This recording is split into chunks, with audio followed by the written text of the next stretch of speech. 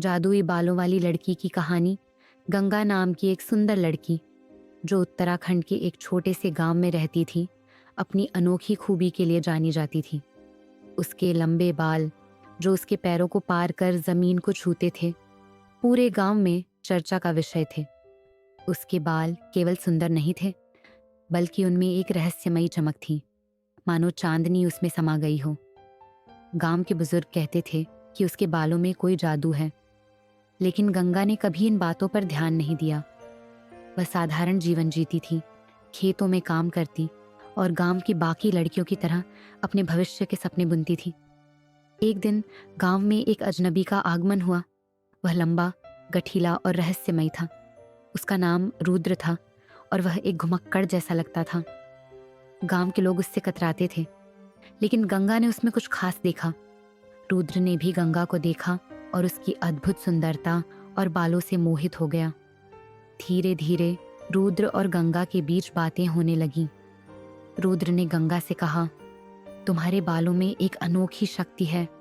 क्या तुमने कभी सोचा है कि ये क्यों इतने खास हैं? गंगा ने हंसकर जवाब दिया, नहीं, मैं इसे बस ईश्वर का आशीर्वाद मानती हूँ। रुद्र ने गंभीर स्वर में कहा, शायद ये आशीर्वाद से ज्यादा है। शायद तुम्हारे बालों में कोई रहस्य छिपा है जो तुम्हें अभी तक नहीं पता। कुछ महीनों बाद रुद्र ने गंगा के माता पिता से उसका हाथ मांगा। गंगा के माता पिता पहले थोड़े चिंतित हुए, क्योंकि रुद्र की पृष्ठभूमि के बारे में कोई नहीं जानता था, लेकिन गंगा की खुशी के आगे उन्होंने हामी भर दी। शादी की तैयारियां पूरे जोर शोर से शुरू हुईं। शादी का दिन आया। गंगा ने एक लाल रंग की साड़ी पहनी और उसके बालों को फूलों से सजाया गया। जब वह मंडप में पहुंची तो रुद्र ने उसकी ओर देखकर कहा, आज तुम किसी देवी से कम नहीं लग रही। जादू की शुरुआत शादी के बाद गंगा और रुद्र ने गांव के पास एक पुराने घर में रहना शुरू किया। गंगा ने जल्दी ही महसूस किया कि रुद्र के व्यवहार में कुछ अजीब है। वह अक्सर रात को गायब हो जाता और सुबह लौटता। जब गंगा उससे पूछती तो वह टाल जाता। एक रात जब गंगा नींद में थी, उसने महसूस किया कि उसके बाल धीरे धीरे हवा में उठने लगे हैं। वह चौंक कर उठी और देखा कि रुद्र उसके बालों को ध्यान से देख रहा है। उसकी आंखों में एक अजीब चमक थी। गंगा ने पूछा, तुम मेरे बालों को क्यों देख रहे हो?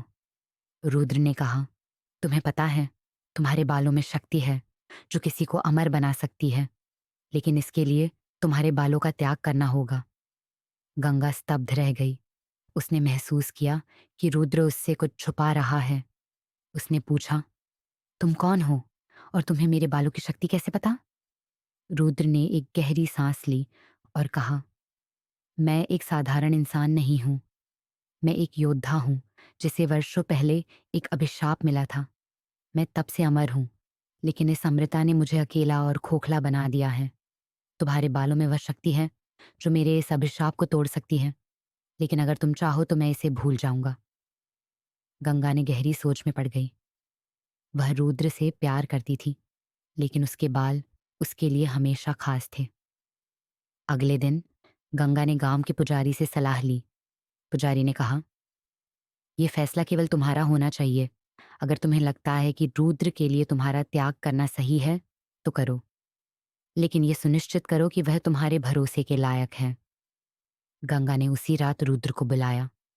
उसने कहा, मैं तुम्हारे अभिशाप को तोड़ने के लिए अपने बालों का त्याग करूंगी, लेकिन मुझे विश्वास दिलाओ कि तुम मेरे साथ सच्चाई और प्यार के साथ रहोगे।